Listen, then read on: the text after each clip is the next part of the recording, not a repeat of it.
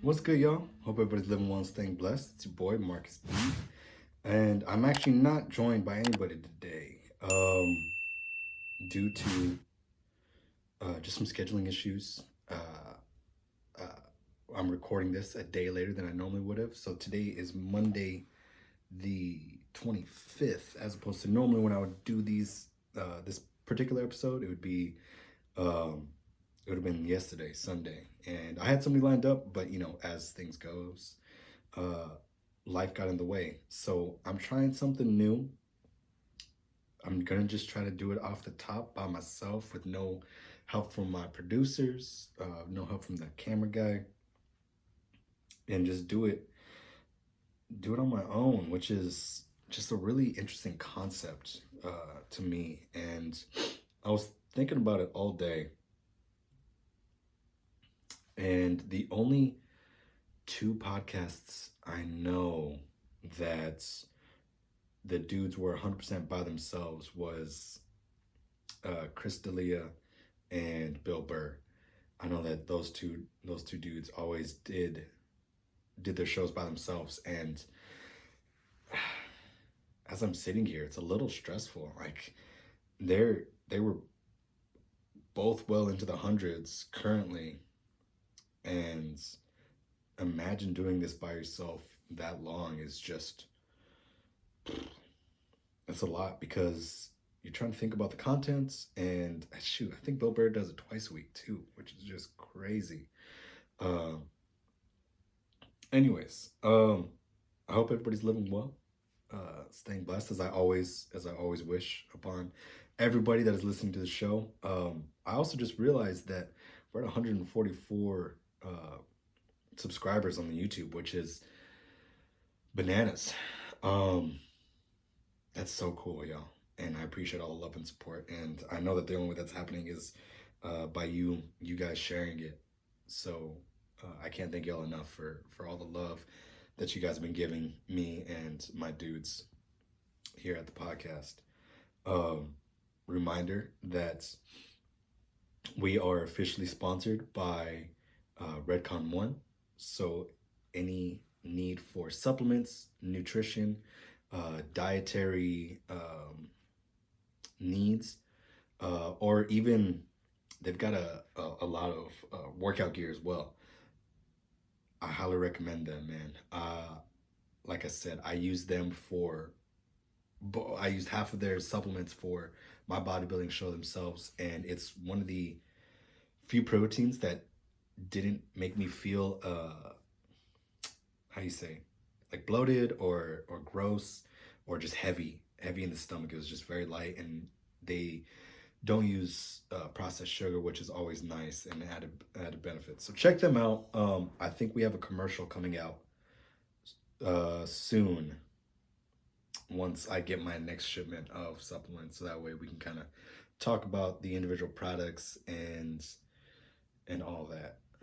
So, all right, that's enough on the advertisements and such. I hope everybody's having a great week so far. It is, when this comes out, it'll be Thursday, assuming everything uploads properly. I know we've been having some issues there.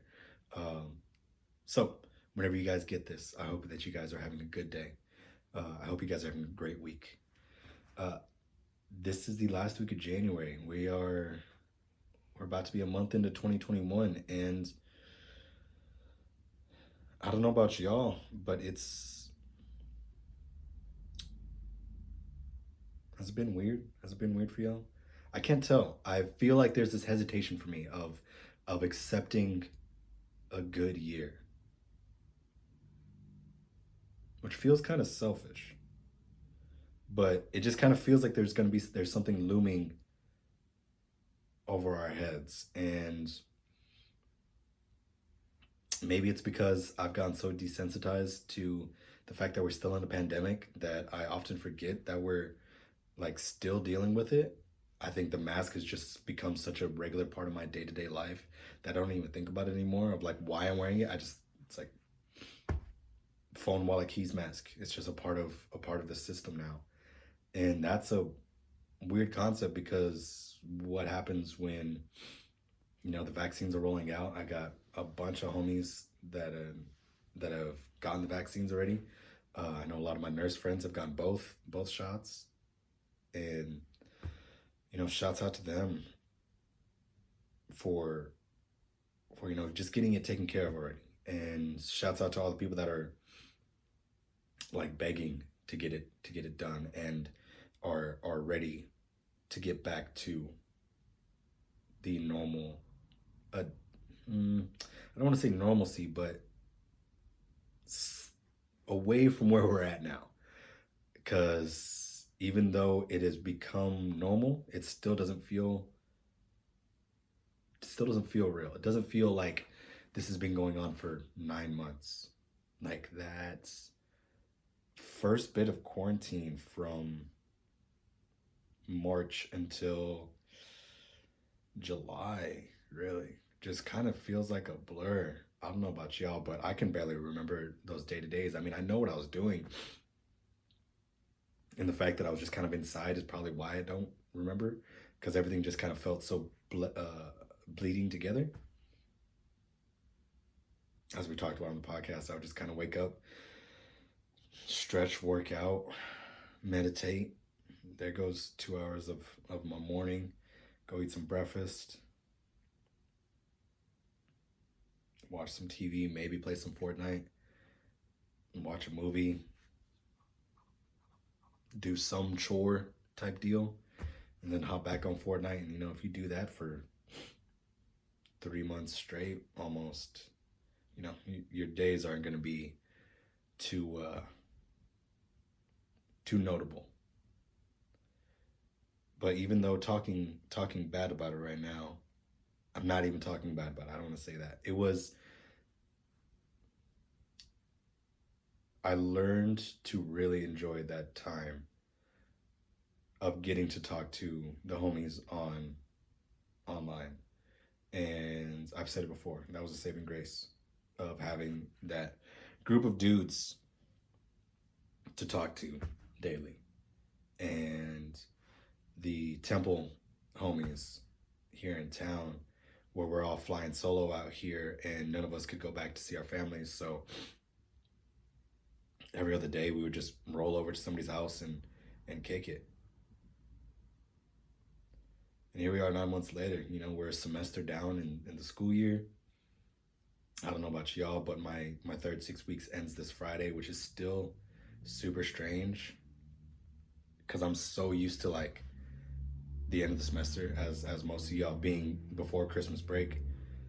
So a couple of my teacher buddies were like, "What are you guys doing for the midterm?" And they said it was cool if we count the Christmas concert as the midterm, but that's so ingrained in our lesson plan, if you will, that the Christmas concert, the end of the year, the winter concert is just the midterm. And it's usually a pass fail. Show up to the concert, good. Don't show up to the concert unexcused, then you're gonna get the midterm grade that you get. So I'm glad that they're still allowing us to do that, because I have a couple backups. I did a studio recital that could count as a midterm if need be.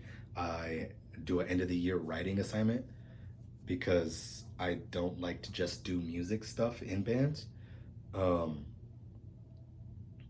And writing was always something that I really cared deeply about back in high school and throughout college. It was something that I like to practice and I like to do. And I know the kids are pretty bad about it, especially since my campus is it's not a smart campus. I don't remember what it's called, but every kid has a Chromebook. So usually when they write, they type stuff out, and they're not physically writing stuff anymore. So give me 1-page paper on what you learned this semester. what you gained this semester. What did you like about the marching band experience? What did you not like? I really encourage my kids to be honest with me and tell me their thoughts on the year thus far, right? What they gained from the people around them, what they thought they could have done better, what they thought their section could have done better, what they wish they would have done. You know, all these kind of fairly open-ended questions, and I don't say anything in particular. You know, I give them like maybe 10 questions to kind of go off of, and I tell them you can do it. You can pick one question and write a full page. You can do bullet points and write it like that. I just kind of want to get an idea of where they're at, and I think it's really beneficial to me in a multitude of ways because I do read them. First and foremost, I read the papers. I read them over Christmas break and kind of marinate on them, and that helps me get ready for the spring semester. And I encourage them to be as candid as possible. And there's no wrong answer here. Just as long as you do the paper, you know, you get the grade. So as long as they turn something in, we're good. And as long as they remotely answer questions, we're good. And you know, some kids are like really about it. They really embrace the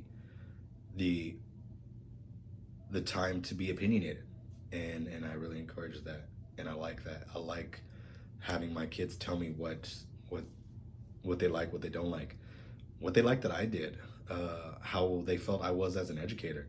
And I know that gets dicey to a lot of other quote unquote professionals in the game of teaching, but who else is going to tell you that you're doing a bad job other than the kids that see you every day, right? Like, yeah, we get observed once a semester, and I have my own opinions on those observations that we've got to do. I know they're a requirement, but I can see them being set up and forced, and what's the word I'm looking for? Not unrealistic. Just the idea of like getting to tell your observer, like, hey, come during this period, so that way like you tell them what your best period is, so that way you got that, you check that box, like, all right, my classroom management is great. And then you set up a lesson that you know is going to work for you, and you know that you're going to be able to spit super eloquently, and you're not gonna have any hiccups, and if anybody's got a question, you're gonna be like, bah, nailed it. And then you're gonna set this up into where it looks like it's really easy to set up to where it looks like you're a better teacher than you are. And I try to make sure that I don't do that. I encourage my observers every year, just like, yo, come whenever. I teach first through fourth, come through. I'm not gonna change anything just because you're there. I'm going to talk the way that I talk. I'm going to teach the way that I teach. And I'm not going to put on some front because you're all of a sudden in the room with me. No, like, if the whole point of that is to get an idea of where I am as an educator. So why would I lie about that? And I know that's an unpopular opinion, but as with most things in my views of education, that's how I feel. I hate people that are disingenuous, and I hate fakeness. And I feel like it's really easy to be that during those observations. How did I get on this rant? Oh yeah, but so then that's why I like having the kids give me these papers, so that way they could tell me what I'm doing, right? You know, the kids with me, so every day we get 50 or so minutes together in class. Boom, bang. 8 hours of rehearsal a week, boom, bang. In a normal year, we're together Friday nights, all of Saturdays for, the entire fall semester. They have a good idea on who I am as a person and how I am as a teacher. So why would I not ask them for their opinion on it? And, I have adjusted things from year to year according to these papers as far as how I approach things, how I teach things. I talk about this a lot and say that a lot of my education practices are formed from me getting taught poorly, which again sounds worse than it is, but I didn't get those a lot of those super educators. Shout out to Dr. Mary Ellen Cabot, Dr. Simmons from Texas State, on all the education courses. Dr. Tast, who else? Dr. Dennis for that one semester. There was some great teachers in my college years, but like my marching years didn't get much good education. My high school years, it is what it is. I didn't go to the best program. I didn't have private lessons. My middle school director was one dude back in Florida, and it was heterogeneous. Yeah, heterogeneous classes where you just did beginning band, intermediate band, and advanced bands. And looking back on it now, shout out to Mr. Ravel, I believe that was his name, and rest in peace because he passed away a couple years back. But the fact that he did that, he taught the entire band that way, is just bananas to me. I could not imagine doing that. And shout out to all the teachers that are doing that. Like y'all putting in some work, and I know the kids appreciate you for that. But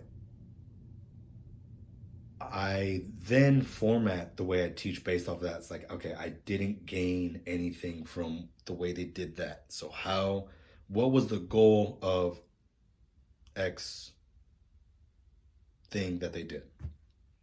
Okay.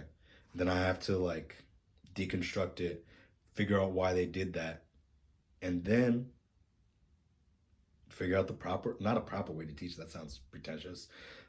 Figure out the most effective way for me to teach it for my kids and the kids that are in front of me. And, I don't always come up with the best way. It's because I had to figure it out on my own. There's a lot of steps that I might have missed, right? Having that dance background, I feel rhythm and style better than a lot of the kids that I have now. So that's something that I have to constantly kind of check in with myself and be like, am I teaching this the most effective way? Am I giving the kids the most clear instructions when need be? And I set up a rapport with them to where they know that they can tell me what's up. And I'm not going to look at them any which way afterwards. And they know that they can trust me because of that. So I think it's just a win-win ultimately. And, I encourage all the teachers that watch this and listen to this to give that a try.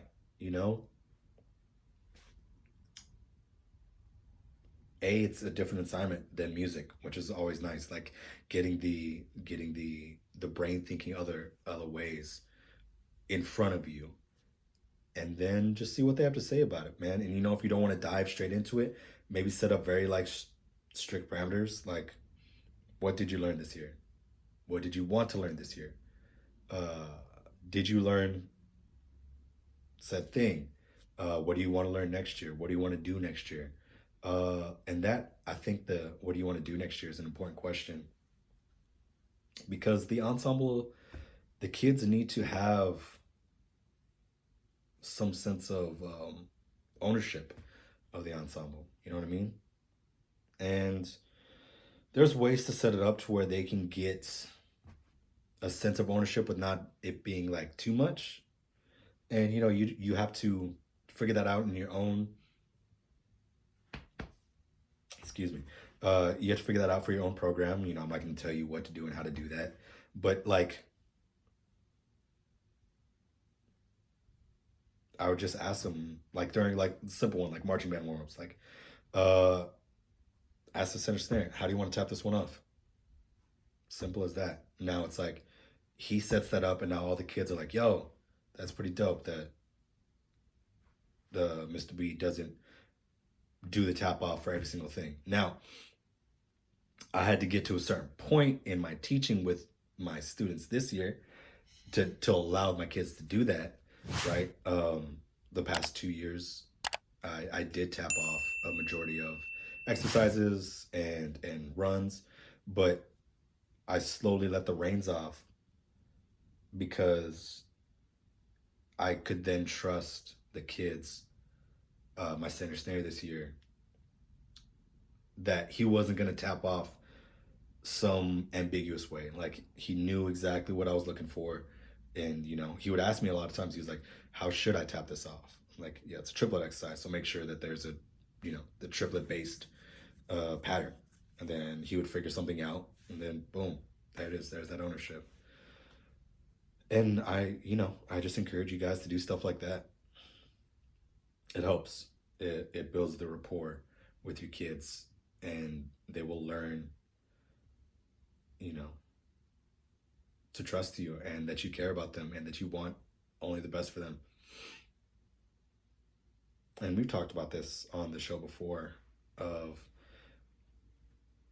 the kids out here as opposed to, some of the other ones, right? Kids are very similar to my upbringing in the sense of nobody's, super rich. Um, not a whole lot of kids have the ability to take private lessons.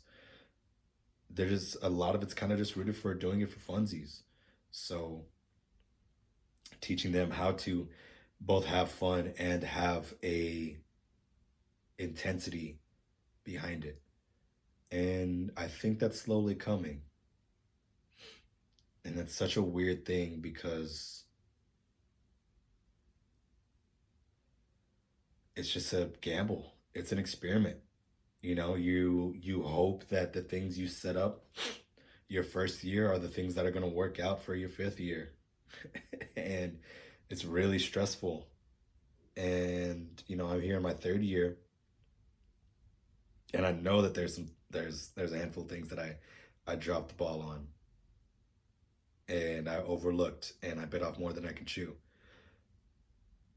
But there's also some things that are proving to be bearing fruit, for lack of a better term.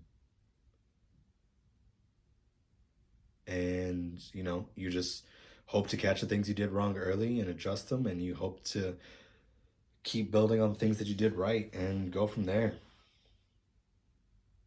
This, as with life, teaching is just a matter of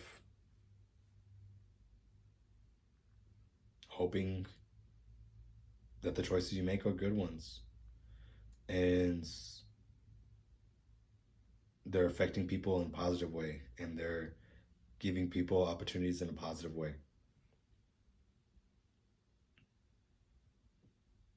Man, I was thinking about it. This is going to be a rough year for you, boy, when these seniors graduate. I have a lot of love for these kids in particular. I'm gonna cry. Ugly cry at my percussion ensemble concert at the end of the year. Ugh, it's gonna be bad. But I'm excited for it because these kids are really putting in work. This group of seniors have been like, they trusted me from the jump. And it's a lot to ask of a 15-year-old. I got these kids when they were sophomores, and I came through. And, I had my spats with a couple kids here and there, and, a couple kids ended up leaving for sports or for family reasons or blah, blah, blah. But the kids that stayed around, man,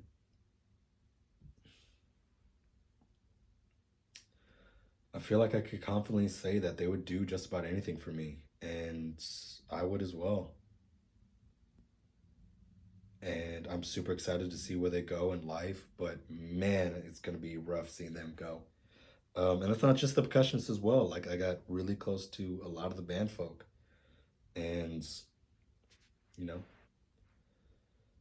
I think last year I was really sad to see the seniors go on a performance um, side of things. Those kids were some mean players. Shout out to my brass band and the kids that were riding with me for salsa band, and just overall just the concert band. They they were killing it, and I'm sad that they didn't get to like get one last performance in. You know, they didn't get to do their UIL. They didn't get to do their spring concert. We didn't get to do the music from the underground concert, which I was so hyped for. Like the kids learned Brooklyn on their own from Youngblood Brass Band. And if you're unfamiliar with that tune, it's mad hard. Like the brass bands that I performed with, we didn't play it because it took too much like practice time, and the people I was playing with just didn't want to put forth that much effort. Um, and these kids were just like, "Yo, we want to play it. Can we have the music?" And I was like, I'll give you the music, man, but um, I'm not gonna teach it to you guys, right? Like you guys need to take some initiative, and they sure as hell did. And I'm sad we didn't get to play it for an audience. We didn't get to play it for them. Uh, but this year, it's like an emotional. It is also like I will say these like the performance aspect of these seniors is at a really high level, and my percussion ensemble concert is definitely going to show that off. These kids are down to play, and they are killing these notes, and they are learning so much music, and I'm so proud of them for all the work that they put in so far. And but I do have this like really deep emotional connection to a lot of them, and it's gonna suck to see them leave, man. It is. I'm graduating 7 kids, and yeah, it's gonna be rough. But that being said, man, I'm excited. I'm excited for this semester. I am. I know I said that I'm hesitant to say it because it feels like there's this glooming thing over us, but I'm choosing to believe in the good of people, which might be naive. As per usual, there's those strong group of anti-vaxxers, and it is what it is with them. You can't. It's really hard to argue with those folks because once they made up that decision, they made up that decision. Some of them are rooted in some reality. Um,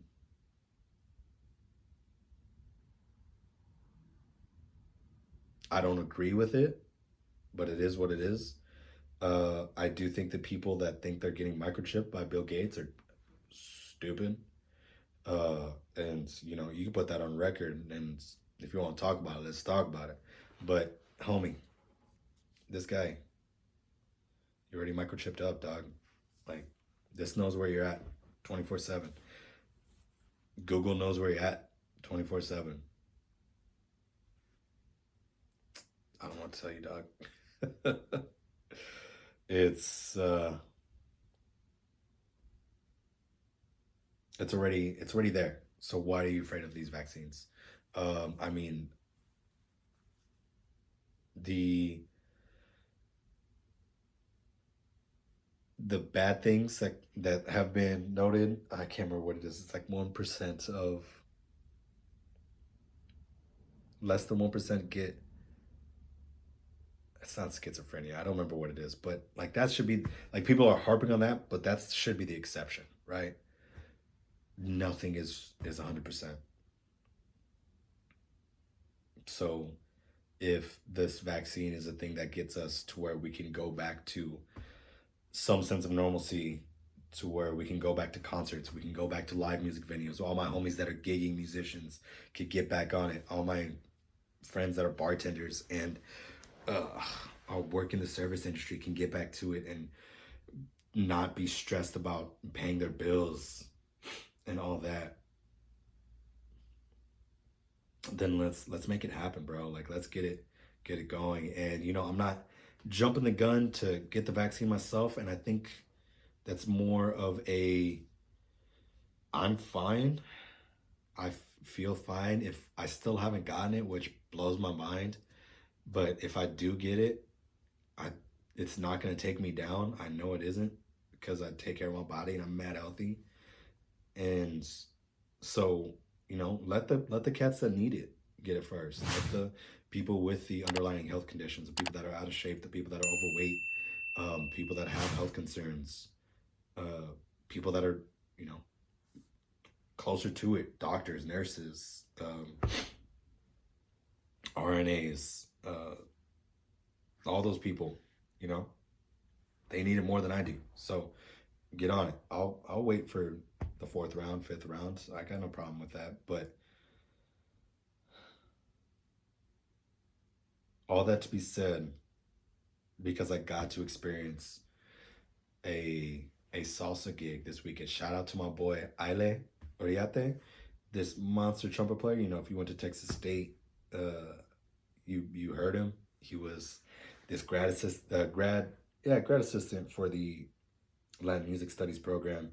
But I don't know too much about his legit backstory, but I'm fairly certain he was a professional trumpet player already, and he was just kind of getting the master's degree for like as a formality. But God bless, this guy can play, and it was so nice to hear like high level trumpet playing again. It had been a while, you know what I mean? He's surrounded by high schoolers, and no disrespect to my high school trumpet players, but Haile is late 30s, early 40s. He's been playing trumpet longer than these kids been alive. He's obviously gonna sound better than them. That's no disrespect to them, but it is what it is. And damn, it was just he just got such a big, full, fat sound. So it was really nice. To just go watch a gig, because it's been so long. I couldn't tell you the last gig I went to go see.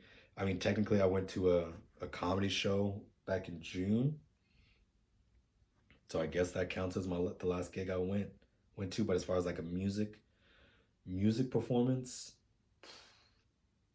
I was supposed to see Robert Glasper in Miami over spring break, but that got canceled because of COVID. So I couldn't tell you who the last person I saw musically. So that felt really good. Like that felt really good for my like soul. You know what I mean? And then the fact that it was like salsa makes it even better, because that's just what it like. Ugh, it's my music, man. That's my thing, and I never get tired of listening to it, and particularly I never get tired of playing it or even teaching it. And I think that's a little bit more important, because I do get to teach it, and oh guys, I'm so excited. Like sorry, I just kind of flashed my armpits here. The hair still hasn't grown back from when I shaved it for my bodybuilding show. It's weird. Right? That's it. That's all it's there. It's crazy. Anywho, what was I saying? Salsa band, right? Like, so since I got to this gig here, I was like, boom, I'm my first year, I'm gonna start that indoor group, I'm gonna start that salsa group, and I'm gonna start that brass band. And the brass band took off really easily because I had the kids that were like about it. They loved the music. They just didn't really know what it was, so they just needed somebody in front of them to kind of point them in the right direction, so that way they can get on it themselves. So that was great. But then the salsa band, I had like one or two kids that were like, "Yo, that's my shit. I'm so excited to do it." And that's slowly been building. Like there's a couple more kids that were like, I had a full salsa band my first year, and it was super dope. We put on a great concert. Shout out to those kids. Last year, I had a little bit more interest. I had a couple more kids that were about it, trying to get their foot in the door and try something new. And then this year, though, mind you, this is once a week after school, just because the way my schedule lines up, right? I got to do 2 days for perk ensemble. I got to do 1 day for brass band, and then 1 day for salsa band. You know, I got to take 1 day off. Shout out Thursdays. Um, Thursday? Yeah, Thursdays. But this is 1 day a week that we get to meet. And I put it on Fridays because I want to end my week on a high note, both figuratively and literally, you know, those trumpet parts up there. I got my boy, the first trumpet player in top jazz band and the top concert band, playing first for me, trying to get some other kids in there to help him out so that way he's not holding it down for just by himself. But I got 18 kids to show up to this salsa band, man. And it's a super awkward mix of voicings and orchestration, but I everybody's there, right? I've got a full percussion section. I got conga, timbal, bongo, and an accessory player. I've got a piano and a bass player. So my rhythm section is tight. I got like 4 people coming through on clarinet. You know, 2 of them are trying to switch over to alto, which I'm, you know, all right, you know, that's one thing that's wild. I do not remember kids in my high school doubling up. And the amount of kids out here that double up on instruments is bananas to me. Like a majority of all the mellophone players double up on trumpet. Um, I think just about every saxophone player can play at least another saxophone, if not a completely different woodwind instrument. And, you know, it's just bananas to me that these young musicians are able to put in that much work and are down for it. And it's just such a good feeling to see these kids get after it like they are. And you know, I clown on a couple of kids because, you know, they're white. Like, you know, they just wanted a reason to play. They didn't really know what salsa music is, but I told them, like, yo,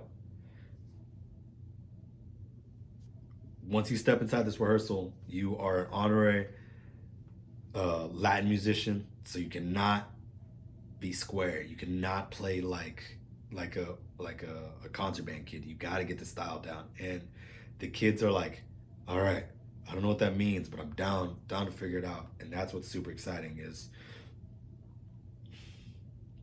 all these kids giving up, you know. It's an hour after school and it's not a mandatory ensemble. I had no idea if I was even going to get any kids to show up, and here I am with an entire, like, a full band. I got all the things checked off, right?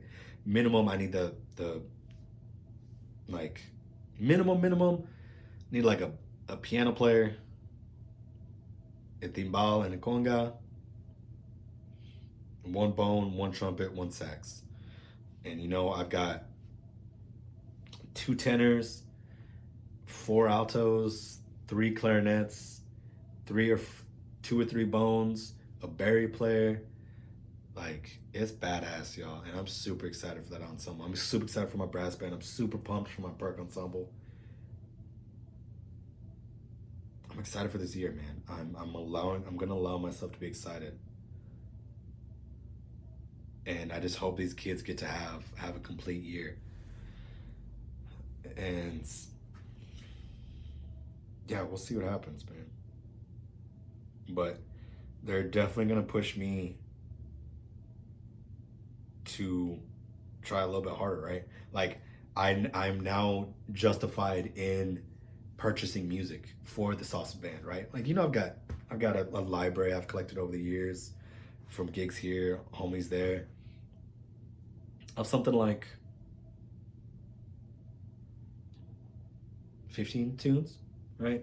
But they're kind of all over the place, and you know, some of them only have like trombone parts and all that. But with all these kids, like, I have to get like legit music for them, right? I've got all these kids on alto, and not a lot of these charts that I have that E flat part. So either A, I'm gonna have to write it myself, or B, I gotta order music that comes with it already. So either e- either way, good problems to have.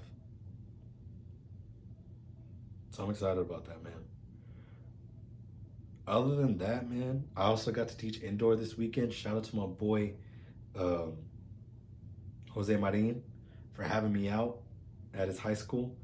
Um, they're figuring it out. They're figuring out how to do the indoor thing. You know, I've said this before on the channel. Regardless of what was going on this year, I wasn't going to do indoor this year. But the fact that VC got canceled is definitely a void in my heart. When it's the first time in 8 years, I'm not associated with an indoor program, and it's been weird having like open weekends and being able to go do things and make plans. I'm still not good at it. It feels weird, but it was nice to be in a gym again and watching kids learn drill and teach them how to move across the floor and how to have some presence and have some body carriage, and just having that intimate relationship of one-on-one, not one-on-one, obviously it's like a full line, but having, I don't know, I've always said that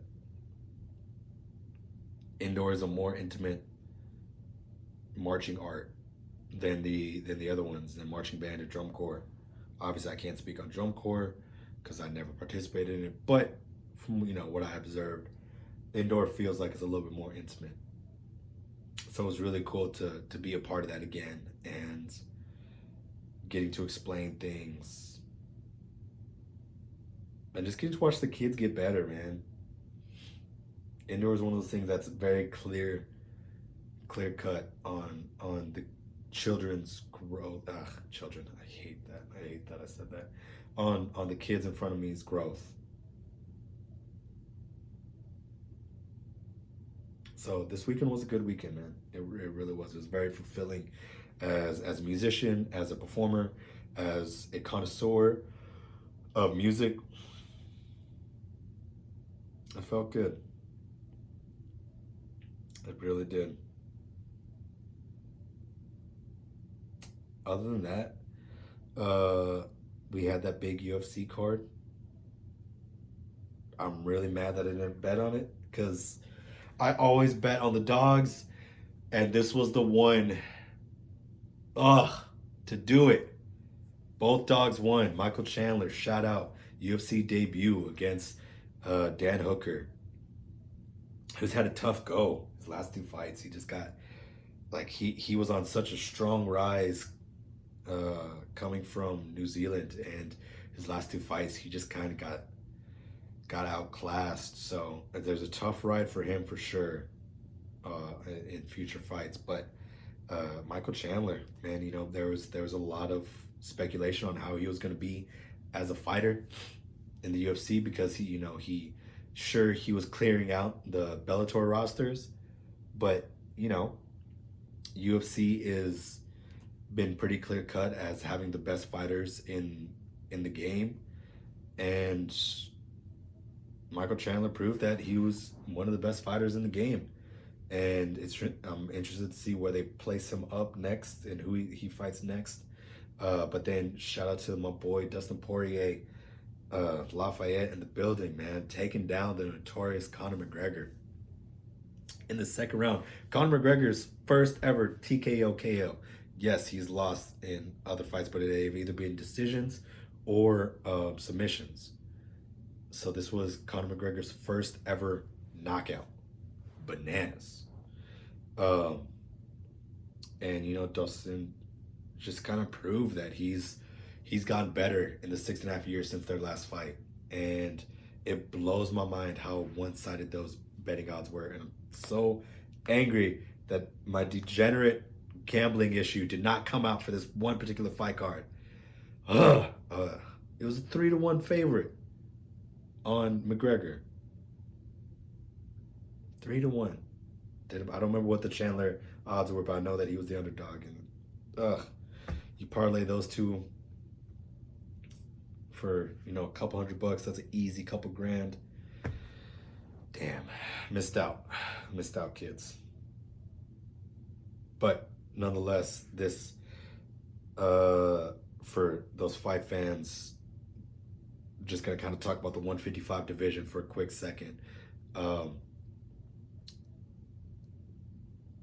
Shout out to Khabib, one of the greatest of all times, if not the greatest lightweight of all times. But he needs to let go of the belt, man, because either the McGregor Poirier fight should have been for the belt, or Justin Poirier's next fight needs to be for the belt. Has to. Has to, right? Poirier's something on like he's won 7 of his last 8, I think. Just been clearing out the lightweight division, just putting people away. And uh, there's some murderers in there, right? So you got Khabib. Let me look it up. Let me look it up. Right. So like I said, Khabib needs to forego the title, let it go. But let me see. Lightweight, UFC lightweight rankings.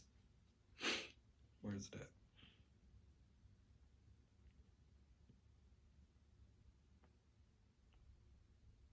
Come on, internet, don't fail me now.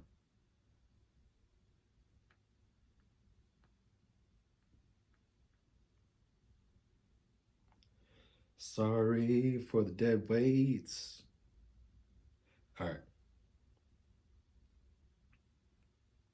That's an old one. God bless. We're just going to sit and party while this page loads.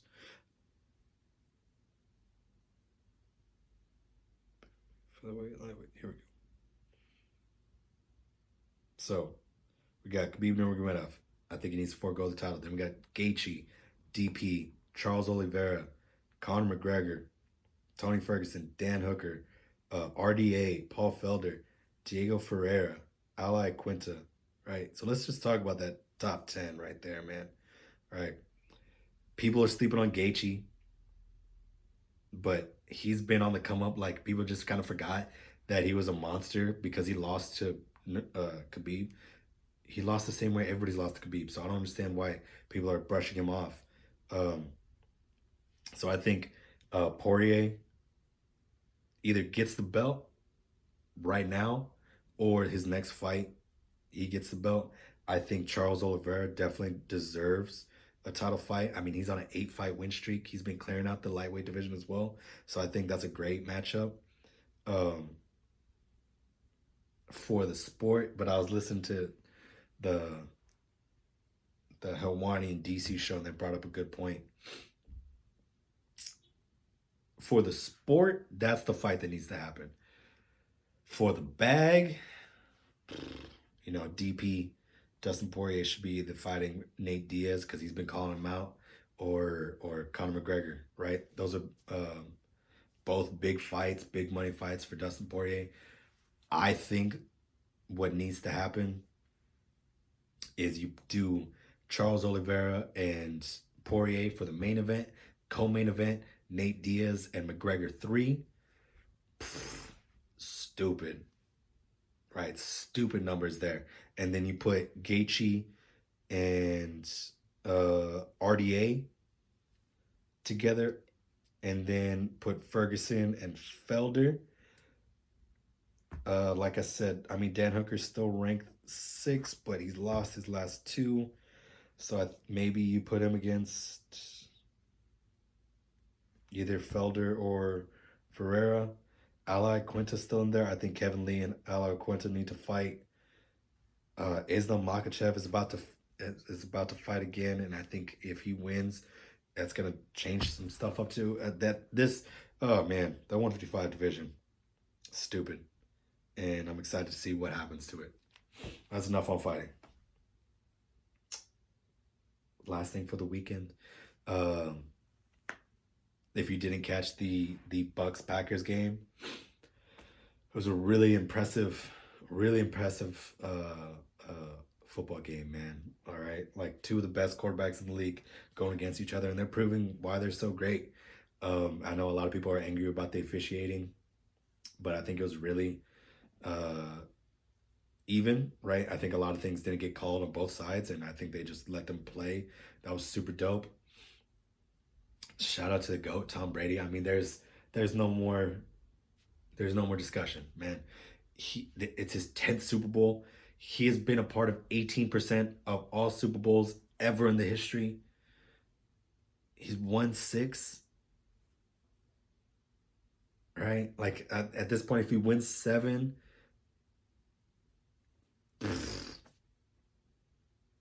just like further moving the goalposts from anybody else ever reaching him. But even if he doesn't, like, okay, he goes 6-4. Oh well, it's bananas to think how long that dude's been in the game and how great he's been the entire time and how much of an influence he's been in the sport. So shout out to the homie Tom Brady for just being the GOAT and just showing you what greatness looks like and what consistency and power looks like. And then I didn't get a chance to catch the Bills and Chiefs game, but I definitely thought the Bills were going to put up a little bit more of a fight. I'm amazed that Patrick Mahomes ended up playing. I know they said it was just kind of like this nerve thing that he hit, but I don't know, man. That looked like a concussion to me, the way he was walking off that field. So the fact that they let him play and they cleared him to play this weekend, I was definitely nervous for him. But, you know, he still showed up. He still showed why he's one of the greatest quarterbacks in the game right now. And I think this is going to be a really interesting matchup. I like betting on the dogs, and you know, I think Tom Brady and the Bucs are definitely the underdogs here. You know, Kansas City, the reigning champions. You know, see if they can do a back-to-back. Be mad impressive if they did. Either way, I think either team winning is going to be super impressive. But yeah, here we are, 52 minutes later, and I was able to fill the gap by myself. So kind of low key proud of myself. I'm glad that this is now an option that I'm able to just spit off the top by myself and fill dead air and have a conversation with y'all. And you know, this is an open invite. I'm out here trying to book people for the podcast. So if anybody that listens wants to jump on, please let me know. DM me, either on my personal account or on the Holla at Me account. You know, I'm booking people right now, and you know, my first option is always going to be having you sit in this chair with me. I think it just always creates a different conversation. It creates a more intimate conversation than it does over Zoom. But, you know, I got homies all over the United States. So if the only way we can do this over Zoom, I'd love to just talk to you regardless. So if you're interested, man, hit me up. Let's try to book a date. I'd love to have a conversation with you about anything. As you've seen for the past 56 episodes, your boy can talk about anything. To what level? Up for debate. But I can have a conversation about it, right? And if I can't, let me just give you the platform to talk. I don't care. Use me to get your product out there, get your music out there, get your art. Whatever it may be. If you want to talk about it, let's talk about it, man. So I appreciate all y'all ride with me so far. I really appreciate all the love and support that we've gotten up until now, man. Like I said, this is just for funsies. We have no idea what we're doing with it, but we're going to keep doing it until, you know, either I die or I stop feeling the need to do it. So whichever comes first. So thanks, y'all. I appreciate you guys riding with me all the way to the end. Y'all be easy. Peace.